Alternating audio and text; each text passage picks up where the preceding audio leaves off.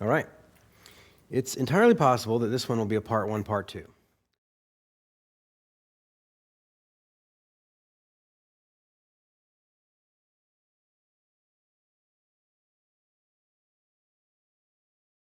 This is my outline, because there's a couple of issues making this a difficult one to outline. One is there is a little bit of repetition in terms of the arguments he makes. He brings them up in several places, similar arguments, which is fine, but it raises questions about how to divide it up. So to make it as simple as I can, I'm going to have a big definition section, which is going to include his exegesis, his scriptures he takes this from, a basic definition, but really it's just more description. So it'll be a bigger section. And then immediate implications. In other words, when I say immediate, I mean you make one inference. In other words, if this is true, if God is immutable, then we'll make a quick inference to other attributes of God. That's all I mean by that. Then we'll get to answering objections. There'll be 6 of them in particular. And that may be where we get lost today and have to pick it up again next week. And then practical implications. So I don't even really anticipate getting to that section, but I'll put it up there anyway just to show you kind of where Charnock goes. Okay, well, let's get to definition first. And I'll do that before I get to the actual verses, even though he starts, as Puritans always do, with a verse, and it'll be Psalm 102, 25 through 27, which we've already visited when we talked about God's eternity. He's going to bring that verse back again here. But first, he gives us a little bit of a definition. Really, it's more of a description. It's not a short definition. But what does it mean to change? And what does it mean to be changeable? And then how is that not possible with God? Because again, this is an incommunicable attribute. If you say unchangeable, you're using un. So even if you use that word instead of immutable, you get the idea. Something negative is going on. So obviously you have to know what it means to be the positive, to change. So here's what he says. A thing is said to be changed when it is otherwise now in regard of nature, state, will, or inequality than it was before. That's super simple, right? When something is either added to it or taken away from it. When it either loses or acquires. But now it is the essential property of God not to have any accession to or diminution of his essence or attributes, but to remain entirely the same. He wants nothing. He loses nothing, but does uniformly exist by himself without any new nature, new thoughts, new will, new purpose, or new place. You see how he went from the really shallow end of the pool? You're like, yeah, I know what that means. And then all of a sudden you get to the end, you're like, whoa, what are you talking about? You trying to get me to be a Calvinist here? You see because if you take that seriously, you got to mean that all the way through. Anything that belongs to God. And we'll make some arguments as to why that is. But I love talking about this attribute. This is a great, I'm going to call it a bridge attribute. This helps evangelicals who might struggle with other incommunicable attributes of God get there because this is so closely associated with them, but it's one that I think a lot of evangelicals, at least when they're in this end of the pool, before they get to this, I think they would affirm. And in fact, even if you're first coming to Reformed theology and you read maybe A.W. Pink, The Attributes of God, or some book like that that's concise enough, but is relentless in drawing out these attributes as Pink is, you're talking about immutability, and you're recognizing scriptures, and you're affirming this. So you may not even be in a Reformed church. You've got no problem with this. And so this is a good segue or bridge or a good way to warm people up to the other incommunicable attributes. We'll see why, because it's very connected to those ones.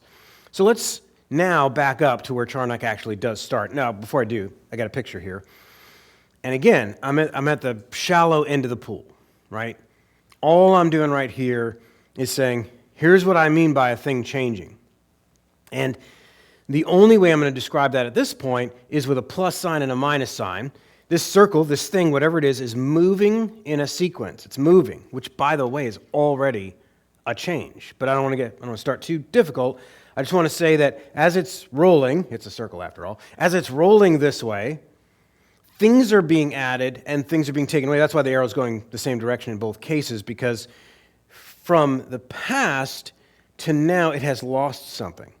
Or if it has gained something. Either one, that would be a change. Okay, so here's the verse. And we've already seen this verse, but now watch the center of it. And it's not just talking about eternality. Charnock brings it back to talk about immutability. Of old you laid the foundation of the earth, and the heavens are the work of your hands. They will perish, but you will remain. They will all wear out like a garment. You will change them like a robe, and they will pass away. But you are the same, and your years have no end. So you notice in that psalm, both God's eternity and now, maybe even more strongly in that verse, his unchangeability. He is changing things. And there's even that metaphorical where he's almost wearing the universe as a robe, veiling himself. So you not only have these attributes being discussed, but you have the beginning of an answer to your question, well, why does such and such seem like such and such? Like a robe, like a veil. On the outside, it looks like something, but upon closer inspection or over time, you realize those things actually pass away. Now, what other text does Charnock appeal to? He mentions the description of God in James 1:17. Talking about God, it says, with whom there is no variation or shadow due to change. So there again, he uses imagery, shadow versus light, but he's literal too, due to change. He doesn't leave you to guess what the figurative speech means. It's due to change. So rule out anything that is due to change. And then Malachi 3:6, I, the Lord, do not change. So that's the most concise statement, I think, anywhere in the Bible. I, the Lord, do not change. So here you have an incommunicable, this is another reason it's a gateway or bridge attribute to help people warm up to the other incommunicable ones. Here's an incommunicable attribute that it is flatly described in a concise formula somewhere in Scripture. I, the Lord, do not change. And you say, well, he doesn't happen to change. Well, see, now we're going to get to not changing to unchangeable, which is really a stronger claim.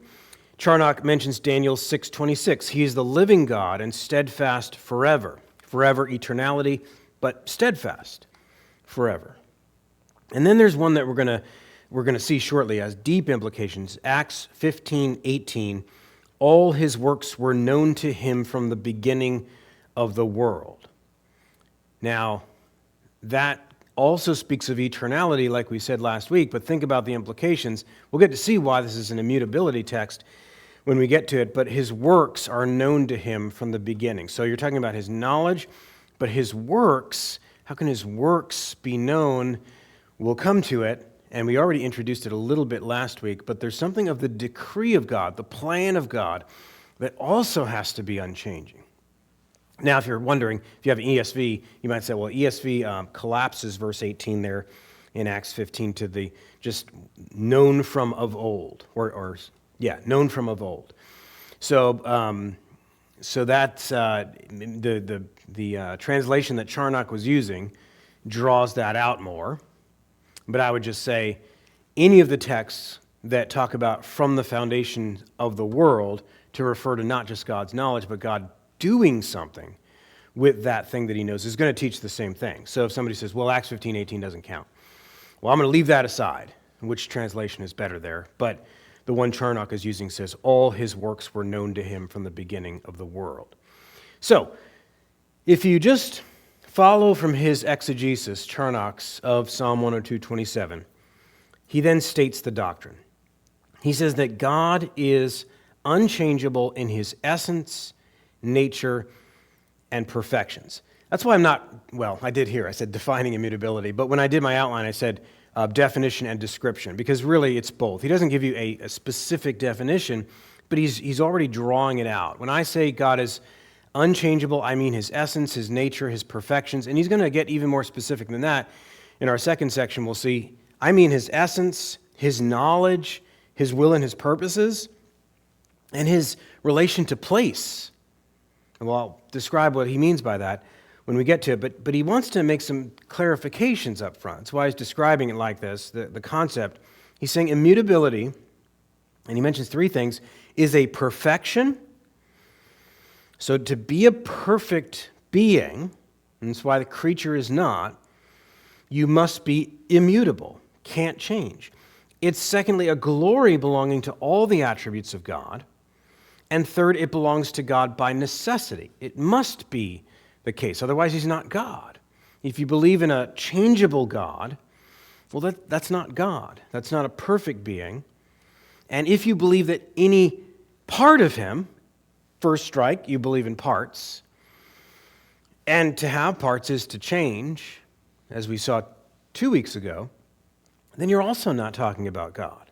So what are his arguments that God's essence must be immutable? One is from Scripture. He cites Exodus 3:14. I do have that. We've looked at that already. But he sets forth four arguments besides that are kind of like those negative implications that we've looked at. In other words, if this is not true, then something else would follow, and that would be bad. We wouldn't be talking about God. So here's the four that he uses, just really briefly. Number one, if his essence is mutable, if God's essence in himself could possibly change, then his essence is not to be.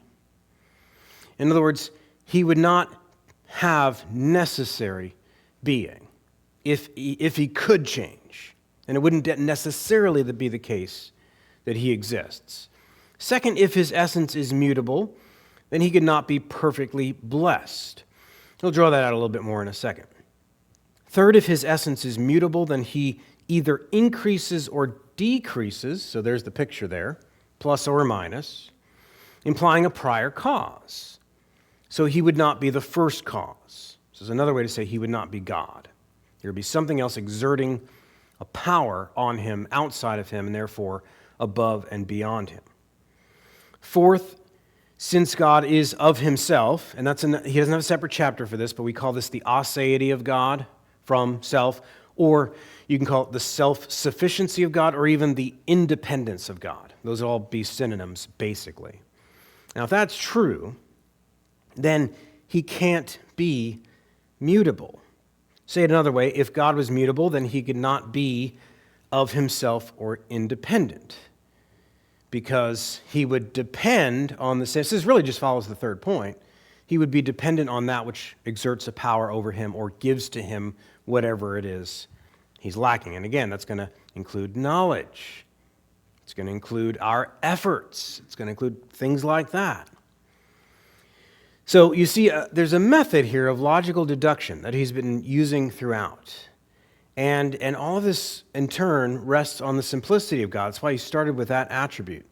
Because one of the things he wants to say in all the chapters that follow is that what I'm talking about right now, and in this case it's immutability, all of God's attributes have to be that. Because God is simple, or one, not composed of parts. Or to say it another way, it's often said, all that is in God is God. If that's true, premise one, and if God is immutable, premise two, then it follows that all that is in God is immutable. Nothing in God, nothing that God has in himself, could possibly change. And we start adding that up, now all of a sudden, if you're not in the deep end of the pool, you're at least maybe nervous that you might have to change some views that you have. So, for example, Charnock treats immutability and eternity as something of the same thing from two angles. He says, immutability and eternity are linked together. And indeed, true eternity is true immutability.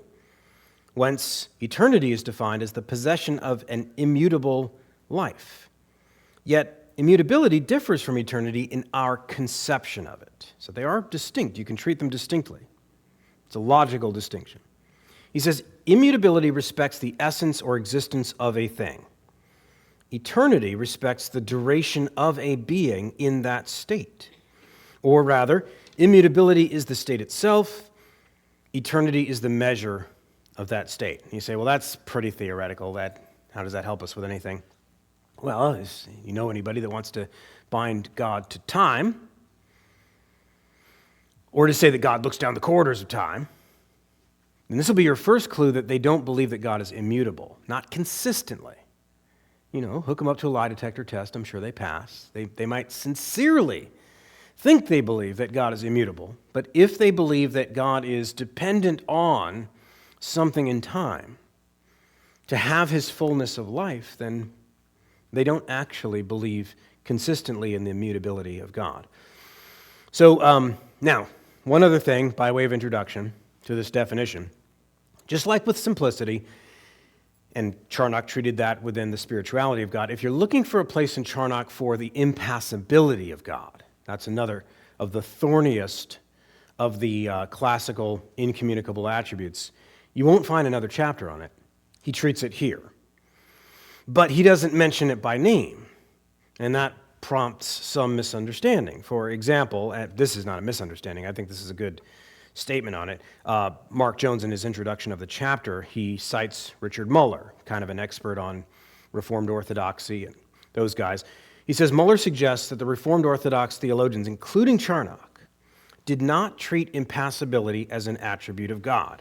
So if I hear that a certain way, I'm saying, oh, he didn't believe in impassibility. It's not what Jones is saying, not what Muller's saying.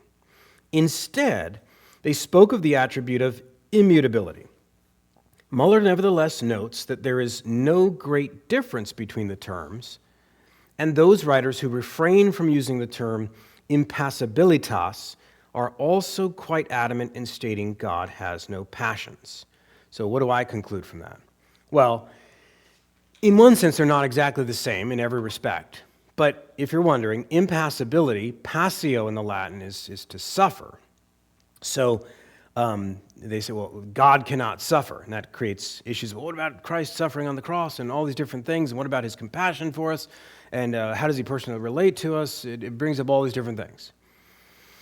But the older thinkers would say that, no. We're talking about him suffering, in other words, being affected from the outside or having no control of his feeling. It's not that he's not a person or that he doesn't have preferences or anything like that. In a sense, his love and his hatred and his compassion are infinitely deeper and more intense than ours are, precisely because they don't change.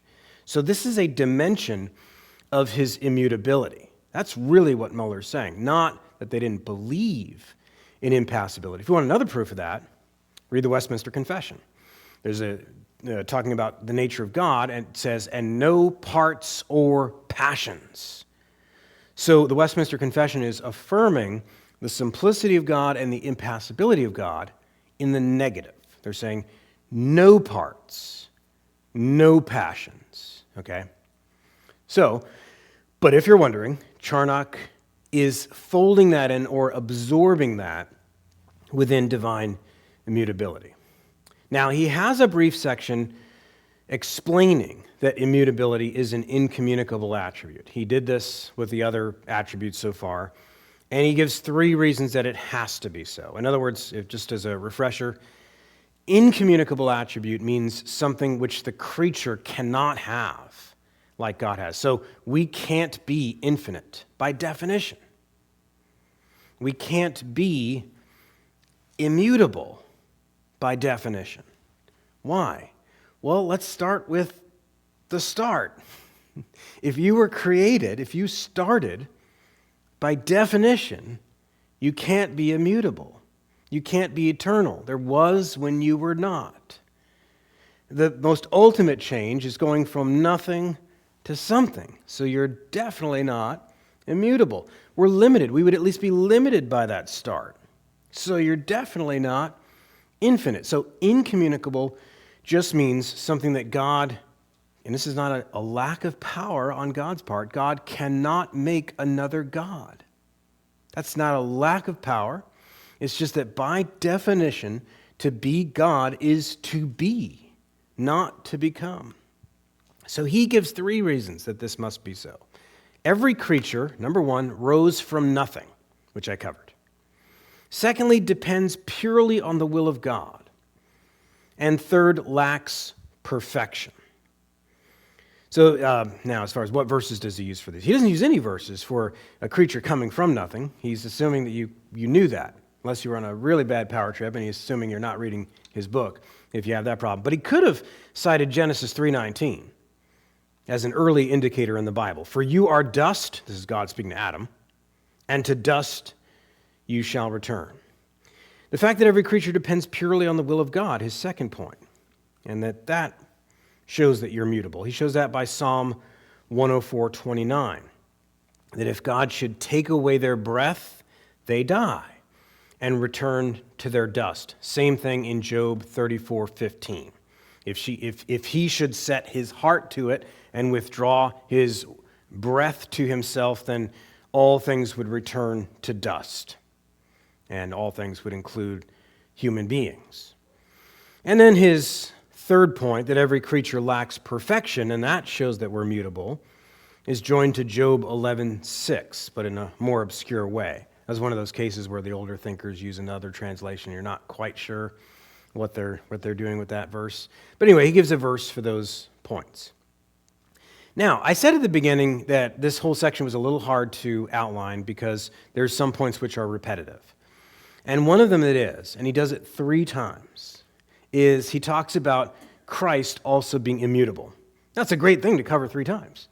But he covers 3 times in his definition section, his implication section when he's making an argument, because he has to argue against a particular objection that we're going to see. Oh yeah, what about when Christ became flesh? There's a change there, so he has to address it there. And then he does it again in his application section. So he has 3 points where he argues for the immutability of Christ. Here, he quotes Hebrews 1:10 through 12. And what that verse does is it reaches back to Psalm 102:26 and 27, so a verse that we've already looked at. I guess I don't have the Hebrews verse, so I'll have it later. But Hebrews 1 quotes that verse, and it says, "They shall be changed," talking about creaturely things, "but you are the same." It's talking to Christ. So the author of Hebrews is saying that Psalm 102:25 through 27 is, among other things, talking to Christ. But it has to be speaking about his divine nature. Why? Because his human nature does undergo change. So he's saying that Christ, in some way, is immutable. So this is a text that's clearly arguing for his divine nature. All of this is evident about sensible things. Now, the other thing that's interesting about Hebrews 1 is that the other character that's put in there for comparison to Christ are angels. So you might ask, well, I get Psalm 102:25 through 27. It's taking all of the universe and kind of comparing it to a robe, or you can compare it to something that disintegrates pretty quickly in front of your eyes. Sand, flour, chalk, and you do this and you start to see it crumble and decompose and so on. And so when I think of things that are simple, like you talked about a couple other weeks ago, and this question actually came up, I remember, what about angels? You could say, what about the human soul too, but what about angels? How are they composed? And now in this case, do they disintegrate? Is that what we're saying here? And that's not the point. Though the elect angels change, not in their being and goodness, because God upholds this, but Charnock says even these angels are not from their nature, but from divine grace. So even those things that are steady and unchanging in angels, their goodness, even their being, that is dependent on God's grace. Angels don't, it's not like God created the angels and then just inertia after that, like the angels upheld themselves after that. No, God is upholding the being of the angels as well. He gives you some verses. He uses 1 Timothy 3:16 and Ephesians 3:10 to imply the angels' change in knowledge. Angels are learning in those texts, therefore they are changing in knowledge. That would be enough right there. But you could also cite 1 Peter 1:12 of the angels longing to know. So there's things they don't know, but they also long to know, recognizing their imperfection. And that implies change. You could also look at Luke 15:10, that the angels rejoice at the salvation of one sinner. That implies, same thing, a learning, a discovery of something they didn't know, and also now a new joy or affection that they did not already possess based on that knowledge. But God isn't like this. God is immutable. Charnock argues in 4 ways, and this whole first point was his first way: God's essence. God is immutable in himself. But if that's true, we got to go to the deep end of the pool. And here I don't mean deep end like something we can't understand. Here I mean something that is difficult to let go of. There may be things, there may be beliefs that we have that if we plug this in and we say, okay, God is immutable in all that he is, well, he is the, are you saying that this and that God does, I've always thought of that as something that God does, some relationship he has to the world? Well, let's talk about that. Because what he's going to argue here is 3 other things also must be immutable: his knowledge, his will and purpose. They're treated together. There's different Hebrew and Greek words for these things, but he treats these together, will and purpose. And then his relationship to space or place. That'll cover space, but it'll cover also place spiritually, or things with the angels, things like that. Okay, so I diagrammed place in 2 ways: his absence or his presence in certain verses seeming to change. Okay, well, let's think about this. What are Charnock's arguments that God's knowledge has to be immutable? In other words, you can't do, I don't have the plus and minus up there anymore, but pretend they're still up there. Here I designated it by this arrow coming in. Can God forget? Here's a verse I don't have later on, but I'll bring it in here. He drives our sins as far as the east is from the west. There's another place where it says, I will remember them no more. Did God forget? So that's one way to say it. Or when he says in Genesis 22 to Abraham, Abraham, now I know. Or Genesis 11, we already saw it. The Lord came down to see. Really? So he needed a better view? So what's going on here? Why does that not equal new knowledge or change in one way or the other with God? Well, one argument he makes is theoretical, the other is practical. The first regards, in other words, God in himself, and the other regards something in God's relationship to us, that he must be immutable. And he often connects these two. For example, he argues that if God's knowledge were not immutable, we could not say that he is omniscient or infinitely wise, right? So you say, no, I believe God's omniscient, he knows all things, and God is infinitely wise. Can't fool him, can't be unaware of the best possible outcome. I just don't believe that his knowledge can never change. Okay, but if his knowledge can change, then at some point, call that point what you want, there was a unit of knowledge that he didn't have. So you don't actually believe that God knows all things if you believe that his knowledge base changed by any unit. But then it's not just theoretical, there's a practical problem that would emerge. Also, Charnock says it would make him unfit to be an object of trust to any rational creature. Why? Well, he's promising a bunch of things to us. He's giving us prophecy about the way things are going to go down. And he connects them and says he's going to accomplish his promises for us. What if he doesn't know what he's talking about? What if there's the decisive part that he doesn't know? Can I depend on that promise? It's very practical. So he's relating this a lot. Now he's going to have a whole separate chapter on the knowledge of God, and that's Discourse 8. But he does have to go into this to show another way that he's unchangeable. Charnock lists 5 truths here about God's knowledge being immutable. And remember, you got to take all of this, or you don't consistently believe I'm not saying you're a closet atheist. Charnock's not saying you're a closet atheist. What he is saying is that your theism needs an upgrade, even as a Christian, and we all do. So this is what he says. Number one, God knows by his own essence. Briefly had that great quote from last week on the eternity of God, that comparing his knowledge to, or himself as the glass through which he sees all things. Secondly, God knows all things by one intuitive act. And he cites Psalm 147:5 to justify that. In other words, God does not act by discursive reasoning through a sequence. He does not need to learn. He doesn't need to add it up. He doesn't even need to make immediate inferences that take us maybe a second or two. He doesn't even need that. He knows it all at once and always. Third, God's knowledge and will is the cause of all things and their successions, and that's that Acts 15:18. So his knowledge and his will, neither one of them ever outrun the other. Think of that. Is it one based on the other? And see, when we do that, we're putting God in a sequence. Fourth, therefore, the distinction of past and future makes no change in the knowledge of God.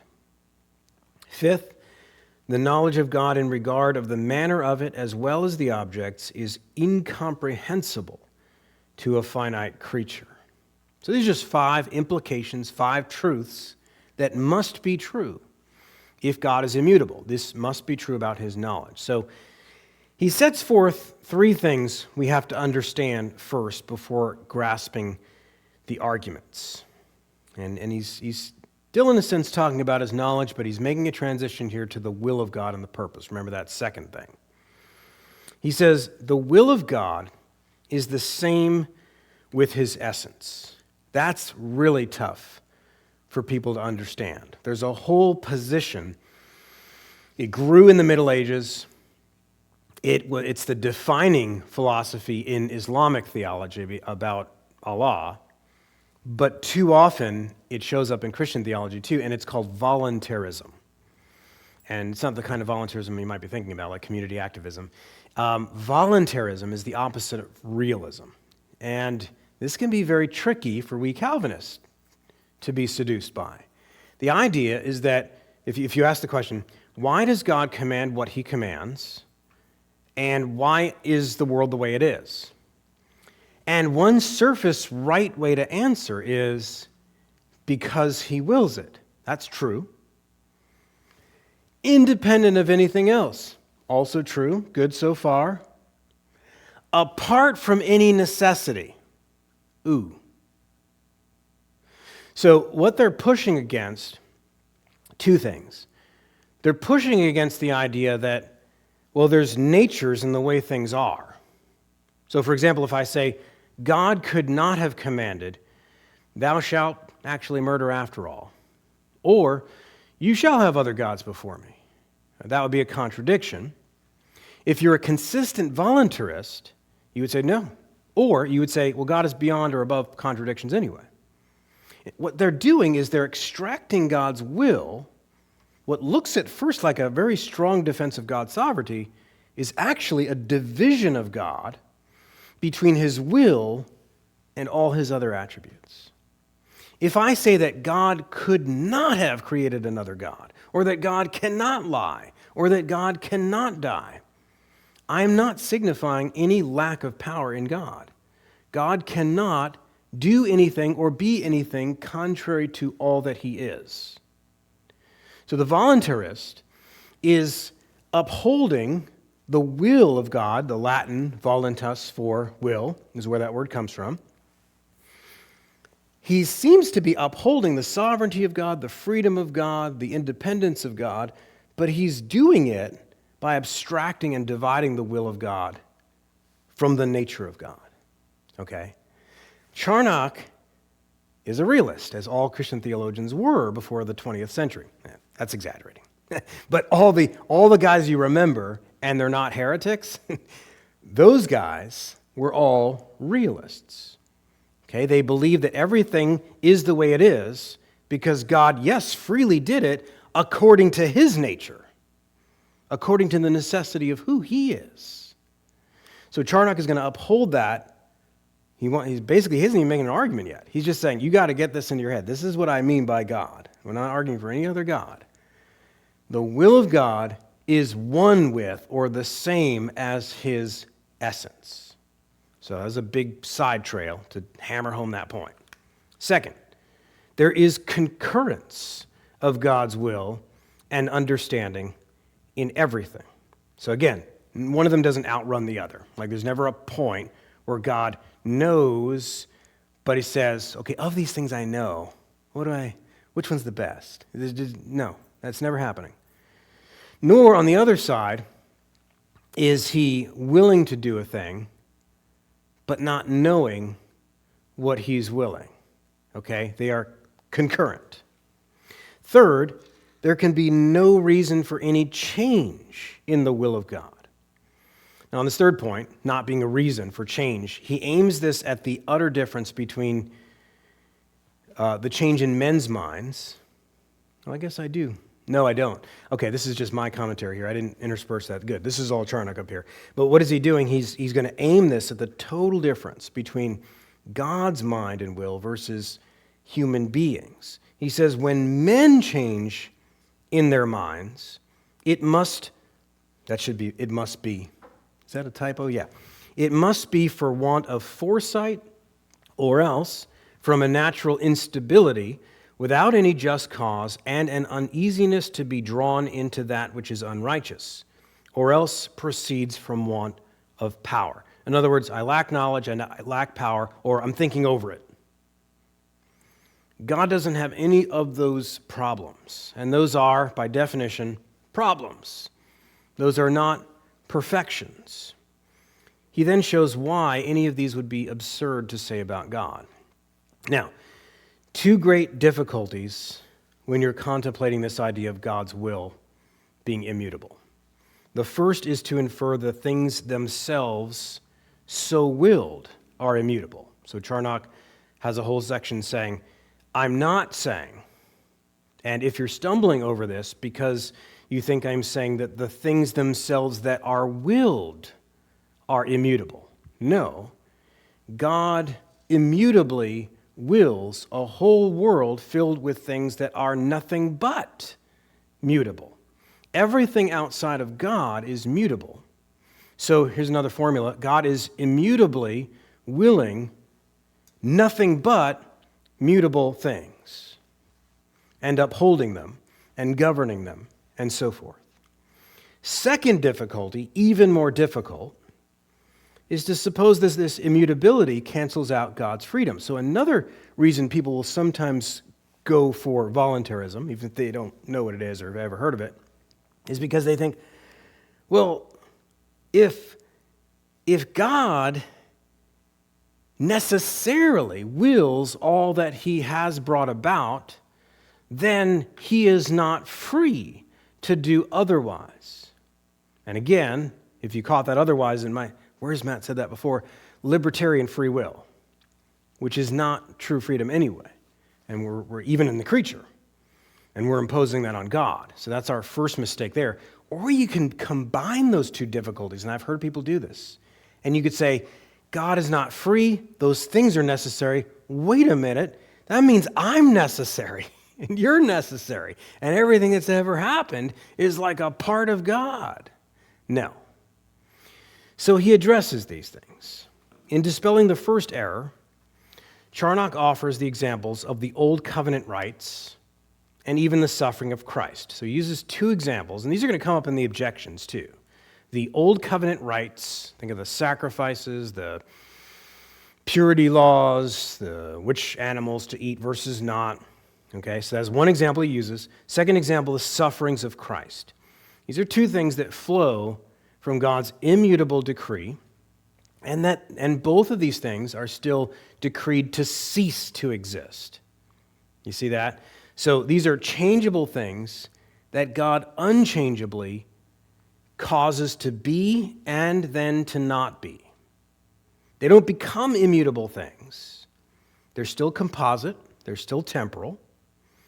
And he says a so-called change of those laws is always, and here's another distinction. I wish I had a picture for this. Let me see if I can bring up one of my pictures again and just use the circle. I'll just use the circle. Let me add to this picture. In the Latin, you add two expressions outside the circle, ad extra, to the outside, literally. But it just means what I'm talking about right now, I'm talking about things outside of God, effects of God. Inside the circle, you would either say in se or ad intra, and that would be the divine life. So this is going to be important for everything else in the chapter, is that everything that's changing is always ad extra. When God is doing something, relating to something, something that appears in the scripture to say that God's reacting to something, the change is real, but the change is always outside of God, something that he has affected, never inside of God, including never in his will of decree. Okay, so that's very, very crucial. And here's how he says that. The decree itself was eternal and immutable. Decree. Just without defining it too specifically, the decree of God, think of it just now as God causing. So you can think about it as speech when you think about the decree of a king or something. But this is God affecting, determining to bring about things, okay? And he'll get more specific into that, I think, in a later chapter. But the decree itself was eternal and immutable. But the thing decreed was temporary and mutable. As a decree from eternity does not make a thing decreed to be eternal, so neither does the immutability of the decree render the thing so decreed to be immutable. So God, again, is immutably, there we go, bringing about only things which are in themselves still mutable. The only reason that they continue, if he decrees them to continue, is because he has immutably decreed them to continue for such and such a time. He can take them out of existence whenever he chooses. Now, how does that resolve the deeper mystery? And this I wasn't crazy about Charnock's treatment because he only gives it a paragraph. I wish he wrote more about it. It's good as far as it goes.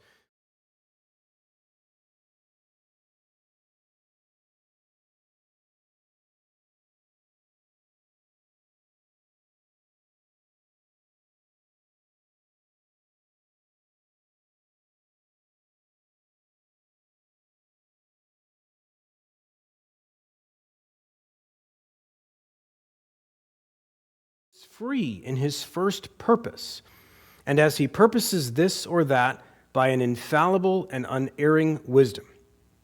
It would be a weakness to change the purpose. So stop right there. It would actually be a lack of freedom if God deviated, if God did something on account of something other than himself, which, by the way, is impossible anyway. If God is the first cause and the only necessary being, on what basis can God cause anything that exists outside of God? Something outside of God? There isn't anything. Or inside of God? Answer, inside of God. So it's impossible anyway. It would be a weakness to be free, as you guys are calling it, is kind of what Charnock's saying. But indeed, the liberty of God's will does not seem so much to consist in an indifference to this or that. In other words, I'm undecided. I'm neutral. And that as in an independence on anything without himself. His will was free because it did not depend upon the objects about which his will was conversant. To be immutably good is no point of imperfection, but the height of perfection. Our whole trouble is we think the same way Arminians think about salvation. If we have a trouble with this and God, voluntarists think about God like this. Well, if he's free, then he has to be able to, do this and sweat. How is that an increase of being? Yes, I understand that that's how we experience freedom. We assess A versus B, and we look at the clock, and we have to weigh options, cost-benefit analysis. But actually, those are not perfections. Those are actually not an increase in knowledge, increase in will. It's actually a decrease. So just a couple of hints as far as how to start answering. Maybe you've never heard of that in your life, and you don't feel any particular need to answer it, but I've heard it come up a bunch of times, and that's how Charnock answers it. So what about that third one I mentioned, the place thing? Okay, his knowledge can't change, his purpose can't change, so his will can't change. What's this place thing? Well, there's another word people have for this. They call it ubiquity, because ubi in the Latin is where. It's the general where word. And so ubiquity is to be everywhere. And so that is something God has, and he's not getting to omnipresence at this point, but what he is saying is that this too can't change. So Jeremiah 23:24, he fills heaven and earth. This is something that God necessarily does, not just something he decided to move in. No, it would be impossible for him not to pervade everything. This also has to include, he says, he is substantially in all spaces, real and imaginary. Like, why did he have to say that? Well, do you dream? Do you daydream? He's immutably more near there than even your next thought. So it has to include all theoretical spaces, all imagined states of affairs, whether of men or of angels. And so he's just drawing out more explanations here of what this. Now, how do you handle texts like, and I used one, but I think it's a good one, James 4:8. Doesn't James 4:8 say, draw near to me and I will draw near to you, or draw near to the Lord? There's a couple of verses that have that same implication. Well, this is not talking about local motion. Let me quote Charnock here. He says, therefore observe that when God is said to draw near to us, when we draw near to him, and he cites James 4:8, it is not by local motion or change of place, but by special and spiritual influences, by exciting and supporting grace. So is there a change? So when God withdraws his presence, think of Samson. Or think of Saul, him rushing on Saul, even that, these different examples. Did God move physically? Well, no, it's not talking about a location or even a spiritual lack of pervading, but what Charnock calls a withdrawing of special and spiritual influences. So there is a change, but the change is, again, ad extra, toward or in the creature. Finally, here's another kind of objection here. What about the fallen angels? They don't change in their malice. Jones brings this up in the intro to the chapter, and Charnock, as far as I could tell, didn't address it. Maybe he did, and I missed it. But Jones cites another Puritan, a guy named Edward Lee, not a household name, but he was a 17th century Puritan divine. And Lee made a distinction between independent and absolute immutability, which God himself alone would have, versus dependent and comparative immutability. And the upshot is that in God, immutability is a perfection. So if you're thinking about angels, fallen angels, not just angels that he carries on, I said that's from God. What about fallen angels? They never change in their malice. But that's like supposing that inertia is a divine attribute because it's immutable. Well, when we say that, that's a manner of speaking. We can talk about it as something that doesn't change, but it is what he calls here a dependent and comparative immutability. All right. Fast forward, he makes 6 arguments here from, and I'll close with this. Like I said, there will be a part 2. Part 2 will get into the objections and the practical applications. But just to close here, 6 divine attributes that are grounded by immutability. So he's saying, well, in the previous section, it's like, well, if God is not immutable, then you've got these other things. So that's what I mean. There's elements here in this chapter that are sort of recovering ground. But this is a little bit fuller because he makes 6 arguments. First is a scriptural argument from Exodus 3:14 that his very name, his essence to be, if God was not immutable, then that could not be. And he kind of argued for that already. Immutability also grounds perfection. We saw several ways that is the case, with defects in the creature's knowledge, defects in the creature's will. The word perfection, of course, is also kind of distorted. He's going to keep arguing this in various chapters about perfection, and I learned that pretty quickly, even when I first started studying philosophy, is when somebody says there's a perfection or an imperfection, and I start looking around the class at some of these other 18, 19, 20-year-olds, I think the way we use the word perfect or imperfect today is very subjective. And I think what they hear sometimes is that same subjective use. Well, that works for me. That's perfect. It's like, no, that's not what's meant. Plus, there's a creaturely kind of perfection. We can speak of Adam in his pre-fall state as perfect in terms of his morality, his purity, and so forth, but you wouldn't call it absolute perfection because he has weaknesses and dependencies, including mutability. That's another thing the Westminster Confession seizes on in talking about Adam's free will going bad, is that he was created mutable in order to be created. Even in your perfect and unfallen state, you are mutable. So there is that potential to fall if God withdraws any grace. God doesn't have any kind of imperfection. Not only does he not have any defect from losing something, but he doesn't have any weakness from being limited like a creature does. And he has to be immutable to have every perfection. Immutability also grounds simplicity. We've seen simplicity grounding immutability, but if God is not immutable, he can't be simple. In other words, he can't be one. In other words, all his attributes couldn't be completely, necessarily consistent with each other. If he could change, then one of those changes, theoretically, could tip in the balance his holiness versus his love, and so forth and so on. And so on, you get the idea. We've already seen this and how these go together, and in certain ways this too. But also, this final one, I'll just end with this, only an immutable being can order and govern the world. And that has a lot to do with some of the other attributes, his knowledge and so forth. But if he changed, then one of these changes, again, would be an exertion of power on him by the creature or something outside of himself. There really would be maverick molecules. There would be different causes out there that, for all we know, he couldn't, for whatever reason, couldn't or wouldn't commit himself to controlling. So I'll end there, and as you can kind of see in your notes, hopefully just keep them and hold on to them.